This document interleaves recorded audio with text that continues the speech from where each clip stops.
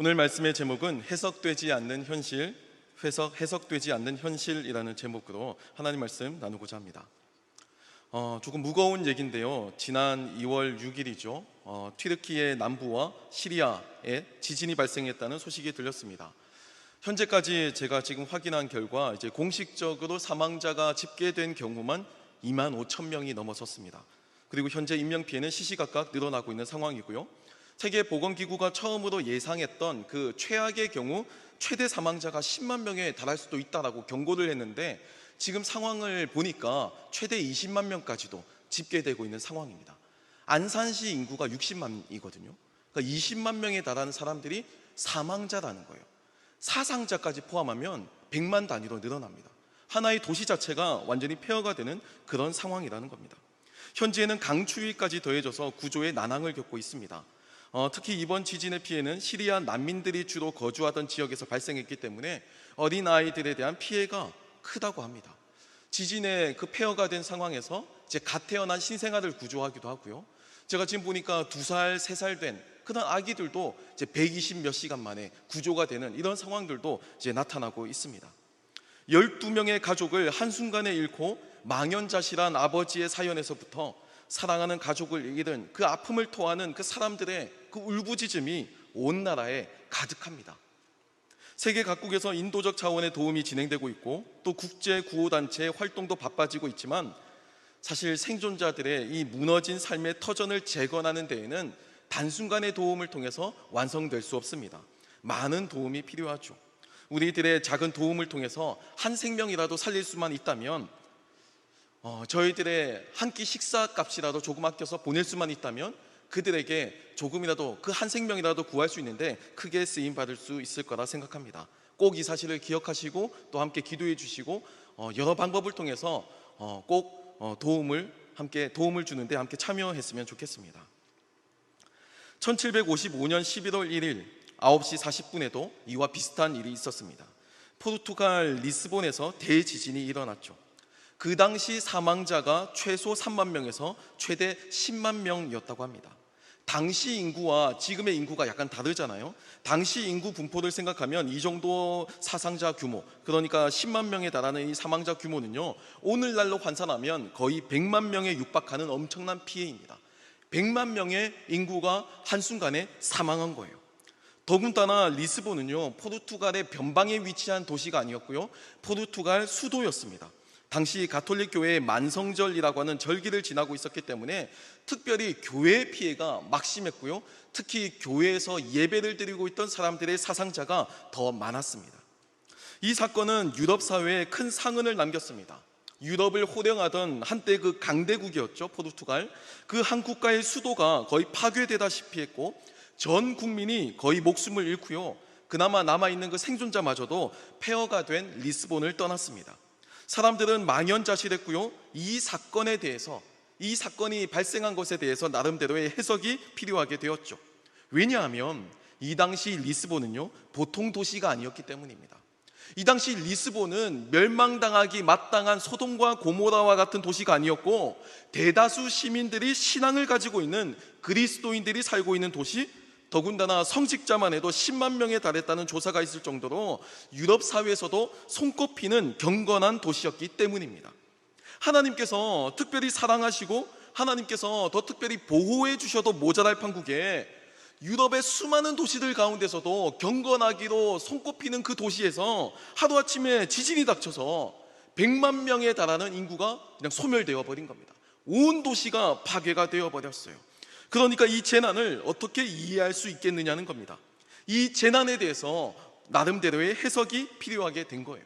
그래야 납득을 할 수가 있죠. 오늘 저희가 읽은 본문 말씀에도 당시 이스라엘을 지배하던 아주 폭력적이고 잔인한 해석을 발견할 수 있습니다. 날 때부터 맹인된 사람이 바로 그 주인공이죠.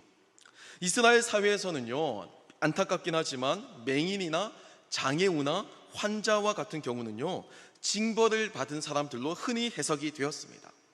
왜냐하면 불편하니까, 왜냐하면 아프니까 그것을 그냥 징벌로 이해를 한 겁니다. 그렇게 해야지만 하나님을 공의롭고 정의로운 공평하신 하나님으로 둘 수 있다라고 생각을 했던 거예요. 이유 없이 누군가가 장애를 안고 이유 없이 누군가가 어떤 장애 때문에 고통을 받는다고 한다면, 이유 없이 누군가가 질병에 걸린다고 한다면 하나님의 섭리가 공평하고 정의롭지 않다라고 생각을 했던 겁니다. 그게 논리였어요. 그 논리 때문에 장애를 가지거나 질병을 가진 사람들을 향해서 하나님께 죄를 지은 결과라고 해석을 하기 시작했습니다. 하나님 앞에 천벌을 받은 결과라고 일방적으로 해석하는 이런 문화가 생겨나게 되었죠. 하지만 오늘 본문에 등장하는 이 날 때부터 맹인된 사람과 같은 경우는 조금 다릅니다. 왜냐하면 이 경우는요, 선천적으로 장애를 가지고 태어났기 때문이에요. 만약에 죄 때문에 천벌을 받은 결과라고 만약 그렇게 해석을 하고 믿었다고 한다면 태어날 때부터 앞을 보지 못한 상태에서 태어난 거잖아요. 엄마 뱃속에서 얼마나 큰 죄를 지었길래 앞을 보지 못하는 상태로 태어났느냐는 겁니다. 죄를 지을 수 있는 그 물리적인 시간이 없었다는 거예요. 그러니까 제자들이 이 사람에 대해서 해석을 궁금해하는 겁니다. 예수님께 나아가서 이 사람을 가리켜 놓고 이렇게 물어보는 겁니다. 예수님, 도대체 이 사람은 왜 이렇게 된 겁니까? 해석을 요청하고 있죠. 작년에 연상호 감독의 작품 가운데 지옥이라고 하는 드라마가 큰 인기를 끌었습니다.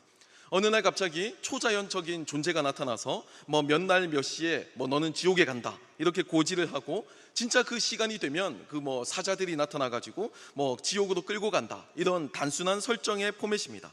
하지만 흥미로운 것은요, 이 현상에 대해서 그냥 이 지옥에 대한 고지가 나타나고 지옥으로 끌고 가는 이 초자연적인 현상에 대한 사람들의 해석이 굉장히 흥미로웠어요. 지옥행 고지를 받은 사람들 모두가 다 지옥에 갈 만한 이유가 있다라고 해석을 하기 시작한 겁니다. 지옥에 끌려가는 사람들 모두가 다 알고 보니까 범죄자였고, 알고 보니까 숨겨진 죄가 있었고, 그래서 신이 그것을 천벌을 내리기 위해서 이 모든 일을 벌이고 있다, 이렇게 막 해석을 하기 시작한 거예요. 왜냐하면 그렇게 해석하지 않으면요, 대혼란이 닥치거든요. 도저히 납득도 안 되고 이해도 안 되죠. 이렇게 해석을 하고 또 이렇게 해석을 독점한 사람들은 이것을 가지고 더 사람들을 지배하고 착취하기까지 하죠. 이 드라마에서 이 해석을 독점한 사람들이 있죠. 이 사이비 종교단체, 그 단체 사람들이 더 악하고 더 악랄합니다. 실제로 지옥행 고지를 받는 사람들 같은 경우는요, 대부분은요 그럴 만한 이유가 없는 사람들이 더 많아요. 이 드라마는 그 이유에 대해서 친절하게 설명해 주지 않습니다. 다만 그냥 그런 현상이 벌어졌고 그 현상에 대한 해석이 이렇게 사회적인 파장을 일으킨다라고 경고하고 있죠. 이 드라마는 우리가 함부로 하는 해석이 얼마나 위험한지를 잘 보여주고 있습니다.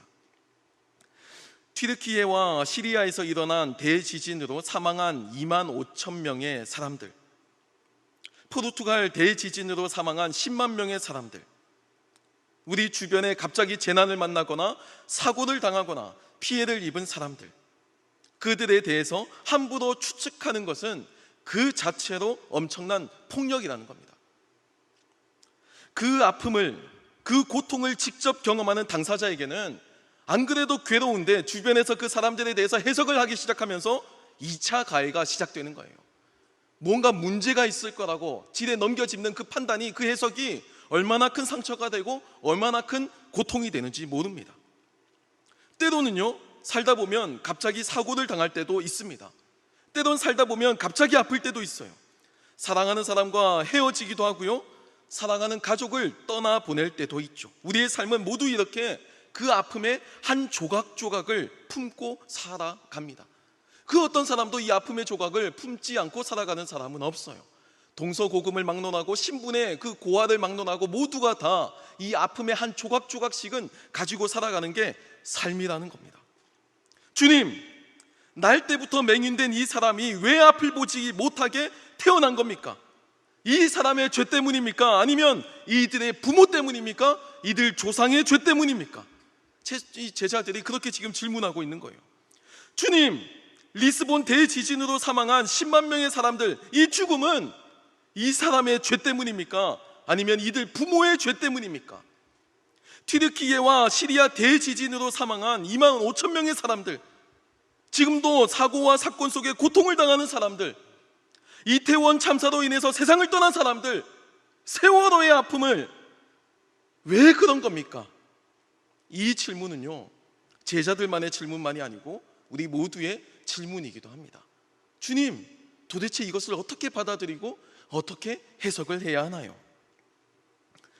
이 세상에 존재하는 고난의 문제는 하나님에 대한 근본적인 신뢰를 무너뜨리는 시험으로 이해가 되었습니다.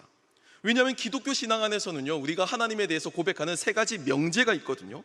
하나님은 전능하시다, 이게 첫 번째 명제고, 또 하나는 하나님은 선하시다라는 거고요, 마지막은 그 하나님께서, 전능하시고 선하신 하나님이 우리를 사랑하시고 우리의 삶에 깊은 관심을 가지고 계신다라는 명제입니다. 하지만 이 세상에는요, 이 세 가지 명제가 있음에도 설명되지 않는 일들이 일어납니다. 각종 사고와 사건들, 재난들, 사고들이 발생하죠. 불신자들에게만 만약에 이런 일들이 발생한다면 모르겠는데, 그리스도인들도 이 사고와 사건에 휘말리기도 합니다. 통계를 내보면 아마 비슷할 거예요. 이 상황이 당혹스러운 겁니다. 하나님이 계신데 왜 이런 일들이 발생하나요? 그래서 이 세상에 고난이 있다는 것은 하나님께서 전능하시고 또 하나님께서 선하셔도 명제를 하나 버리는 겁니다. 그 하나님이, 전능하시고 선하신 하나님이 우리를 사랑하시지 않으시거나, 아니면 우리를 사랑하시고 또 하나님이 전능하셔도 하나님이 선하신 분이 아니어서 원래 악하시기 때문에 그것을 허락하시거나, 그것도 아니면 하나님이 선하시기도 하고 또 우리를 사랑하시게 하셔도 하나님이 전능하시지 않으셔서, 하나님이 무능하셔서 그 악을 막을 수 없다라고 생각하기도 했습니다. 그래야지만 그나마 공평하고 정의로운 세상을 상상할 수 있었기 때문이에요. 세상은 그렇게 나름의 규칙을 만들고 해석을 하기 시작했습니다. 고난에는 원인이 있다고 전제하죠. 그리고 그 원인에 대한 근거가 죄라고 판단을 한 겁니다. 지금 고통을 겪고 있거나 재난을 당한 사람들을 향해서 숨겨진 죄가 있어서 자신이 행한 일에 대한 그 업보라고, 그 대가를 받는 것이라고 간단하게 폭력적인 잔인한 해석을 하기 시작하게 된 겁니다. 날 때부터 맹인된 사람은요, 태어날 때부터 아마 평생 자신의 삶에 대해서 의문이 들었을 것 같아요. 내가 특별히 더 악한 일을 한 것도 아니고요, 내가 다른 사람들보다 더 많은 죄를 지은 것도 아닌데 왜 나는 다른 사람들과 다른 모습으로 태어났을까? 왜 다른 사람들은 다 볼 수 있는 저 광경을 나는 볼 수가 없고, 다른 사람들에게는 그저 일상인 평범한 일이 왜 나에게는 아주 특별하고 아주 힘든 일이 되었을까? 이게 굉장히 힘든 문제였을 겁니다. 하나님께 묻고 또 질문했을 거예요. 도대체 하나님, 왜 나는 이런 모습인가요? 도대체 하나님, 왜 나는 이런 모습으로 이 세상에 존재하고 있나요? 아우구스티누스라고 하는 교부는요, 이 세상에 존재하는 악과 고난이 하나님과 무관하게 인간의 자유의지를 잘못 사용해서 생긴 부작용이라고 생각했습니다. 하나님이 이 세상을 창조하신 것은 완벽해요. 인간도 완벽하게 창조하셨어요. 하지만 자유의지를 주신 그 하나의 가능성이 리스크가 된 겁니다. 그 자유의지가 이 세상에 하나님의 설계 가운데 없었던 죄가 타락으로 나타나게 되었고, 그 결과 악이라는 것이 막 생겨나게 되었다는 겁니다. 고대 교부였던 이레네우스는요, 악과 고난을요 조금 더 공동체적으로 해석하는데 더 높은 단계의 성장을 위한 훈련이자 연단으로 생각을 했습니다. 우리가 욥기 같은 거 읽을 때 그렇게 많이 해석하잖아요. 날 연단해서 내가 조금 더 성장할 거다, 내가 조금 더 온전해진다, 뭐 이렇게 해석하잖아요. 그런 관점이 이레네우스의 해석이었어요. 당장은 고난이고 당장은 악과 같이 보여도 나중에는 합력하여서 선을 이루는 도구가 된다, 이게 이레네우스의 판단이었습니다. 여러분은 어떻게 생각하세요? 아우구스티누스, 이레네우스, 이런 교부들의 생각이 어느 정도 동의가 되시나요? 하지만 저는요, 이 두 견해 모두 동의하지 않습니다. 저도 신학을 공부하고 또 저도 신앙인이지만 이 두 교부의 이 견해에 대해서 저는 동의하지 않아요. 저는 이 땅에 존재하는 고난이 아프고 고통스럽다는 것을 인정합니다. 그냥 단순하게 말로서 설명하는 고난이나 고통이 아니고 직접 경험해본 사람만이 아는 뼈를 깎는 고통, 직접 경험해본 사람만이 아는 그 처절한 고통, 그 밑바닥의 고통, 그 고통을 단순하게 뭐 훈련, 연단 이런 말 가지고 설명할 수 없다고 저는 생각해요. 고난을 겪고 있는 당사자에게 부작용이니 훈련이니 연단이니 하는 말은 전혀 도움이 되지 않습니다.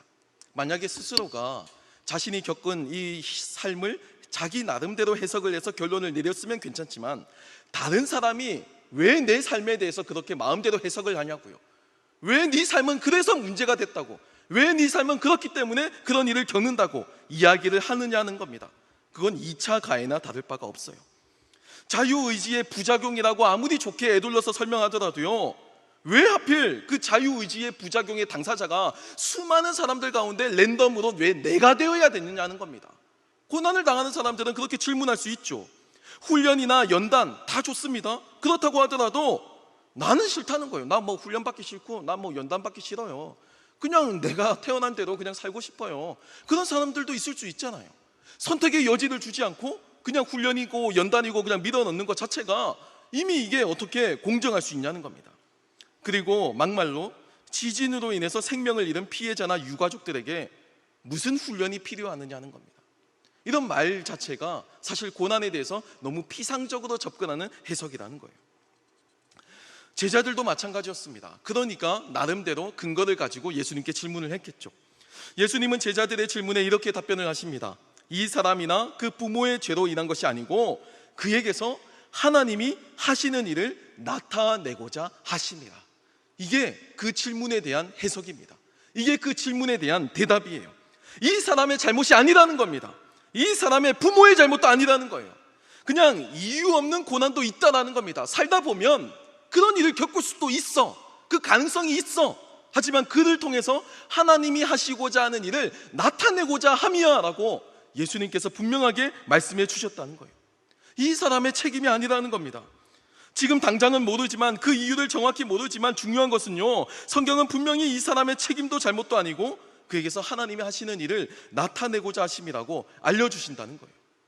세월호의 사건이 거기에 탑승한 학생들의 잘못이 아니라는 겁니다.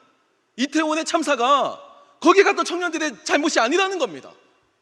그냥 그런 일들이 발생했을 때 그 일들을 가지고 함부로 해석해서는 안 된다라는 거예요. 사랑하는 청년 여러분, 우리의 삶은요 굉장히 다채롭습니다. 굉장히 깊어요. 모든 삶을 다 해석할 수는 없습니다. 만약에 주변에 여러분들의 모든 삶을 다 해석해 준다는 사람이 있다면요, 그거 거짓말입니다. 그 해석해 주는 사람도 자기 인생만큼은 아마 건드릴 수 없을 거예요. 해석이 안 되는 게 정상이고요, 또 해석이 안 되는 것이 맞는 겁니다. 튀르키예와 시리아의 지진을 보면서 우리는요 해석을 해야 되는 것이 아니고요, 함께 아파하고 기도해야 하는 겁니다. 이 자세와 태도가 다른 거예요. 기도하면서 하나님께 서운하다고, 하나님 마음 아프다고, 하나님 이해가 되지 않는다고 항변해야 합니다. 그게 맞는 거예요. 그게 옳은 기도고 그게 맞는 기도예요. 적어도 오늘 본문을 보면요, 제자들은 그 이유를 예수님께 물어보았잖아요. 예수님께 물어보니까 예수님의 답변이 나오게 되었잖아요. 우리의 기도도 거기까지입니다. 우리도 하나님께 질문해야 합니다. 하나님, 왜 이렇게 수많은 사람들이 고통을 겪습니까? 하나님, 왜 이렇게 수많은 사람들이 생명을 잃어야만 합니까? 지레 포기하고 묻지도 않고 아무 의욕도 없이 그냥 수동적으로 받아들이는 게 신앙이 아니라는 겁니다.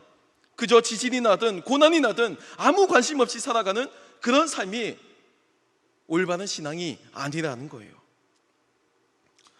중요한 것은요, 이 본문 뒤를 가게 되면 날 때부터 맹인된 사람은 결국에는 앞을 보게 됩니다.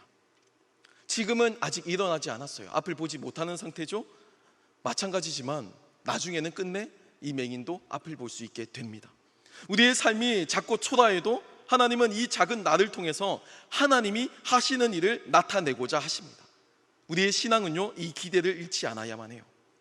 앞서 드라마 지옥을 설명하면서 함부로 해석하는 사람들이 더 나쁘다고 제가 말씀을 드렸습니다. 우리는요 해석을 하는 입장이 아니에요. 우리는요 모두 해석이 필요한 사람들입니다. 그리고 해석이 궁금한 사람들이에요. 우리도 예수님의 제자들과 같이, 우리도 때로는 날 때부터 메인이었던 사람들과 같이 하나님 왜 이런가요? 라는 질문을 하는 사람들입니다. 그게 인간이라는 유한한 존재의 위치예요. 우리는 이유 없는 아픔과 고난도 경험하지만 동시에 이유 없는 하나님의 은혜와 사랑도 경험합니다. 이 세상에 존재하는 모든 죄와 고통을 해결하시기 위해서 하나님께서 직접 독생자를 보내셔서 그 대가를 대신 치르게 하셨기 때문입니다. 이유 없는 고난에 절망할 수밖에 없는 인생이지만 다시금 이유 없는 하나님의 사랑과 이유 없는 하나님의 은혜에 다시금 소망을 갖는 저와 여러분이 되길 소망합니다. 이 시간 함께 찬양하고 기도하는 시간을 가지겠습니다. 이 시간 나를 부르신 주 함께 고백하실 때 하나님께서 우리를 이 삶의 자리에서 불러주셔서 그리고 그 부르신 그 하나님의 그 뜻대로 살게 하신 그 하나님의 의도와 그 하나님의 뜻을 생각하면서 우리 진실한 마음으로 함께 고백하며 나아가길 소망합니다.